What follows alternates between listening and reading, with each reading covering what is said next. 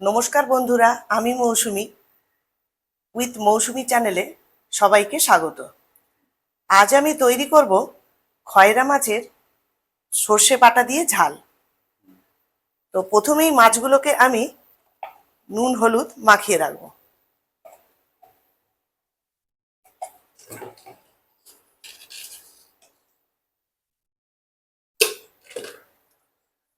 সব মাছগুলোকে ভালো করে হলুদ নুন দিয়ে মাখিয়ে 10 মিনিটের জন্য রেস্টে রাখবো। 1 চামচ কালো সর্ষে, 1 চামচ সাদা সর্ষে আর 2টো কাঁচা লঙ্কা শুকনো অবস্থায় পেস্ট করে নেব।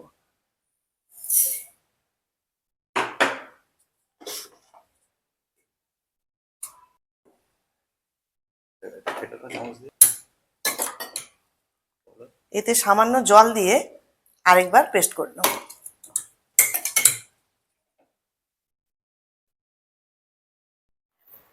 কড়াই গরম হয়ে গেছে, মাছগুলো ভাজার জন্য প্রয়োজন মতো তেল দিয়ে দিলাম।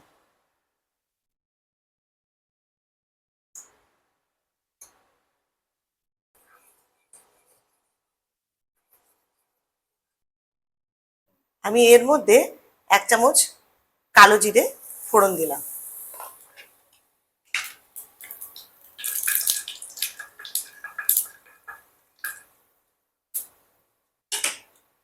এরপর মাছগুলোকে আমি আস্তে আস্তে বসিয়ে দেব।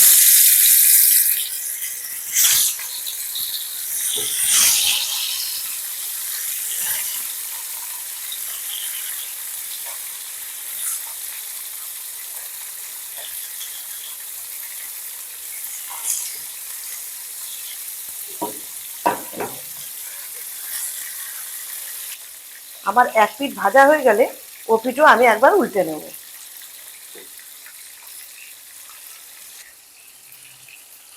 মিক্সিতে যে সর্ষে বেটে রেখেছিলাম সেটাই বাটিতে ঢেলে দিলাম।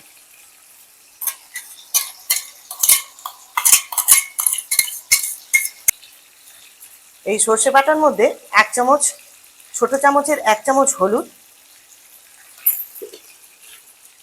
আর 1 চামচ লবণ, এই দুটোকে দিয়ে মিক্স করে নেব।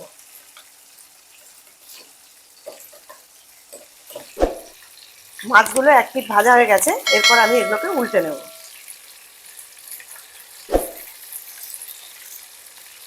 এই মাছ কড়া করে ভাজলে ভালো লাগবে না।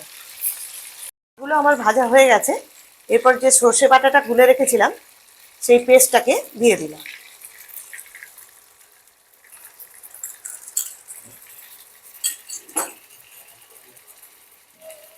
আর এই রান্নাটা খুব সহজ পদ্ধতিতেই করা হয় আর খুব তাড়াতাড়ি রান্না হয়ে যায়। ওপর থেকে কাঁচা লঙ্কা দিয়ে দিলাম, চেরা কাঁচা লঙ্কা 4-5টা, আর মিক্সি ধোয়া জলটাও দিয়ে দিলাম।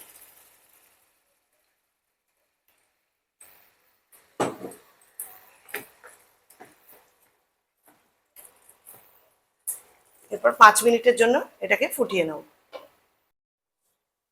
আমার খয়রা মাছের সর্ষে ঝাল হয়ে গেছে, আমি এটাকে এবারে অন্য পাত্রে ঢেলে রাখছি। হয়ে গেছে আমার সর্ষে বাটা দিয়ে খয়রা মাছের তেল ঝাল। এই রেসিপিটা যদি ভালো লেগে থাকে প্লিজ একটা লাইক, শেয়ার এবং সাবস্ক্রাইব করে দেবেন। সুস্থ থাকবেন, ভালো থাকবেন। ধন্যবাদ।